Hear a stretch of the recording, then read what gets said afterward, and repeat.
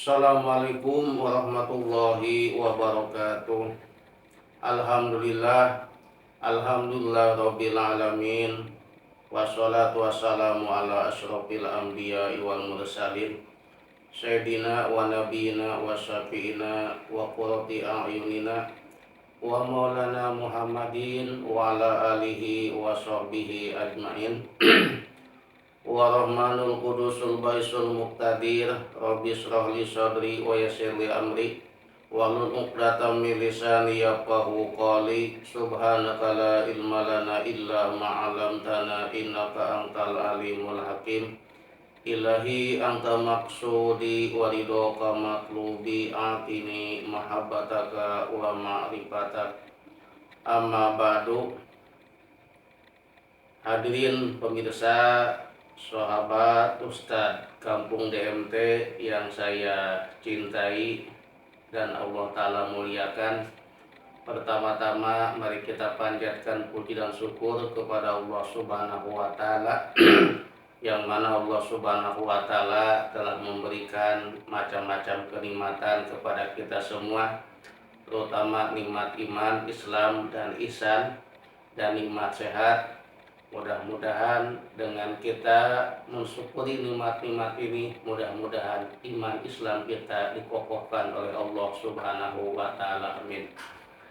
Dan sebelum saya melanjutkan kajian, maka saya berdoa dulu khusus untuk saya dan untuk pemirsa sahabat Ustadz Kampung DMT. Mudah-mudahan semuanya dipanjangkan umur oleh Allah Subhanahu wa Ta'ala dan umur yang berkah, dan mudah-mudahan kita diluaskan rezeki yang berkah untuk bekal ibadah kepada Allah Subhanahu wa Ta'ala, dan mudah-mudahan semua urusan kita diberikan kemudahan oleh Allah Subhanahu wa Ta'ala. Hajat-hajat kita cepat dikabul oleh Allah Subhanahu wa Ta'ala.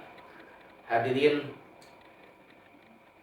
sahabat Ustadz Kampung DMT, dengan izin Allah, insya Allah saya akan melanjutkan kajian tentang masalah yang haram bagi orang yang tidak mempunyai wudhu atau yang batal wudhu, ya Pak Kamim ya. Ya.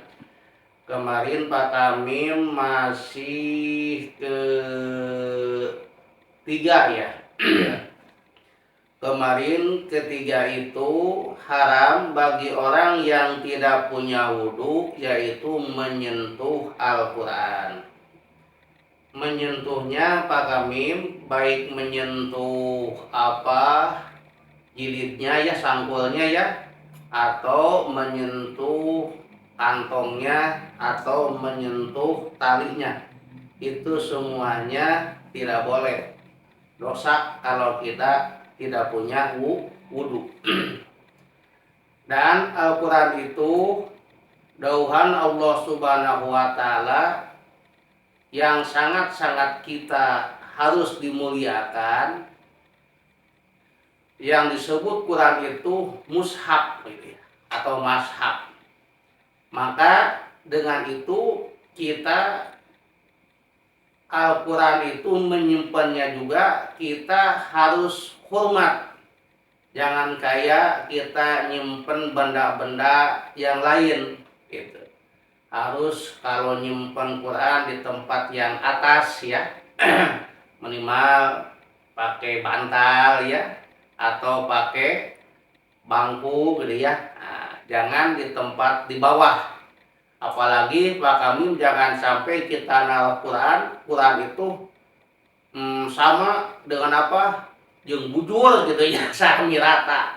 Minimal Quran harus di atas bujur gitu naruhnya ya gitu ya.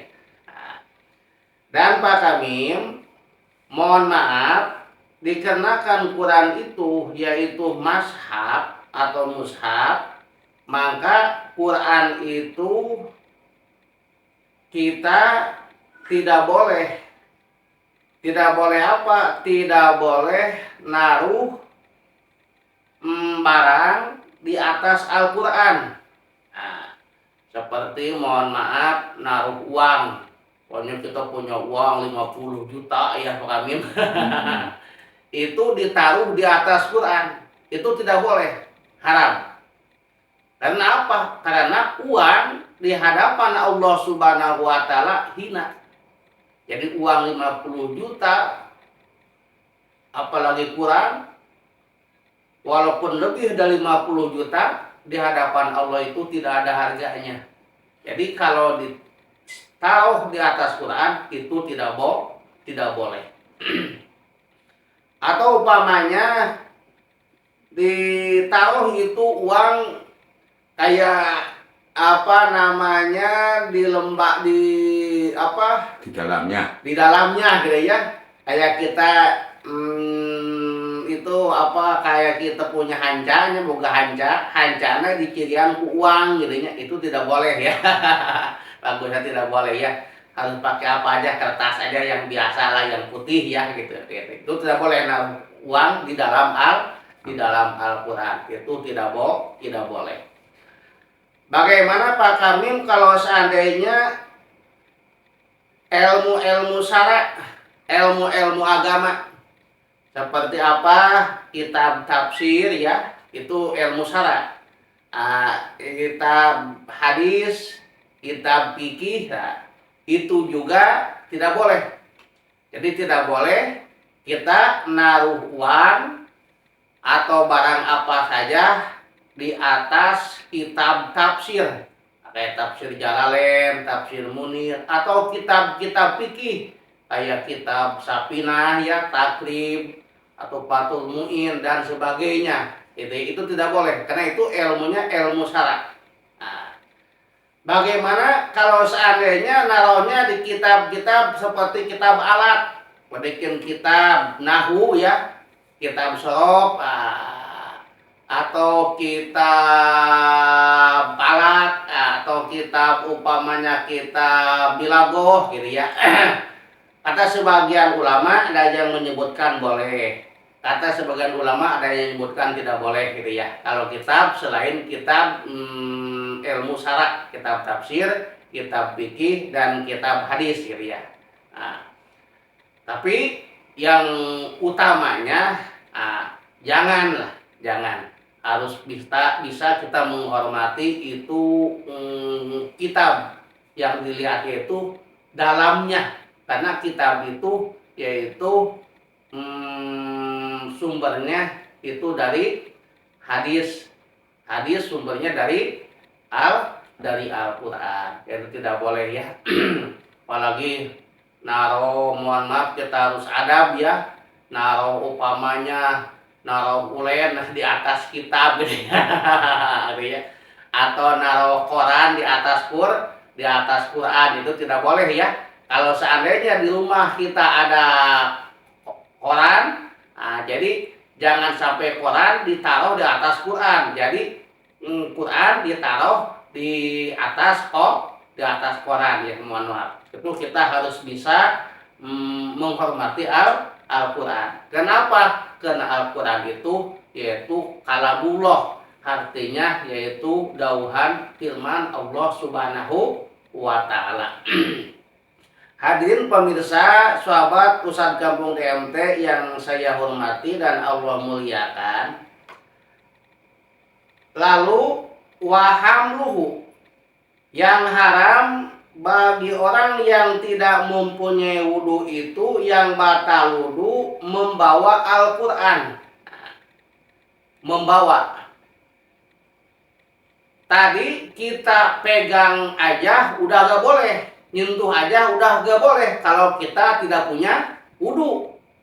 Apalagi megang gitu. Apalagi bawa. Ya. Jadi bawa itu tidak boleh. Wakada, dan begitu juga tidak boleh kita membawa kantong Al-Quran kalau kita tidak punya wudhu.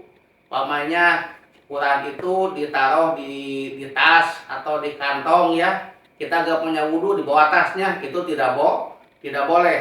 Atau sunduk. Sunduk itu yaitu peti. Peti kayak dulu suka ada peti ya. Apalagi dulu masuk kayak peti kecil gitu ya. Gitu tak. Jadi kalau kantong atau peti di dalamnya ada Al-Quran, kalau kita tidak punya wudhu, Pak Kamim, itu kita tidak boleh membawanya. Tidak boleh membawanya itu kantong, tidak boleh membawanya itu peti. Kenapa? Karena kita tidak punya wudhu. Lalu Pak Kamim, bagaimana kalau seandainya kita membawa Al-Quran, Quran itu upamanya kita ditaruh sama barang.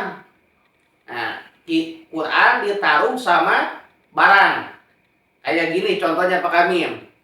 Pak Kamim upamanya ke Cianjur ya, beli beli baju, atau beli sarung ya, sarung baju, lalu mampir ke toko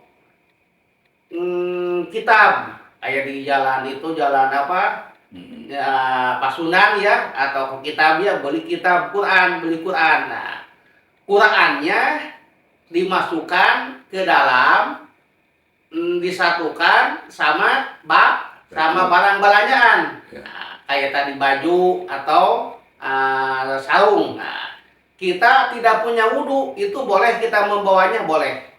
Nah, tetapi dengan catatan Pak Kamim, kita itu tidak boleh sejak membawa Quran doang.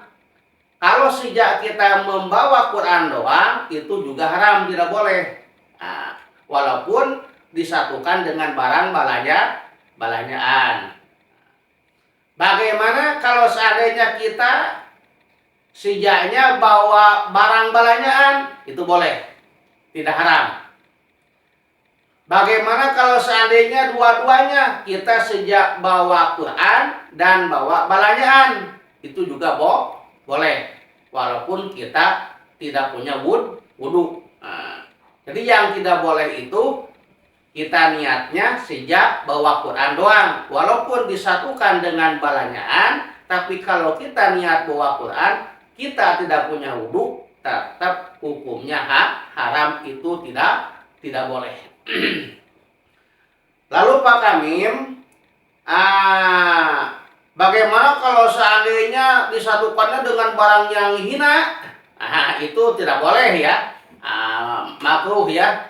Kayak seperti disatukannya sama sama peda gitu ya, atau sama japu, atau sama yang bau-bau ya gitu ya, itu tidak boleh. Nah, kalau dengan belanjaan model tadi baju atau sarung itu boleh, kalau dengan peda itu tidak boleh.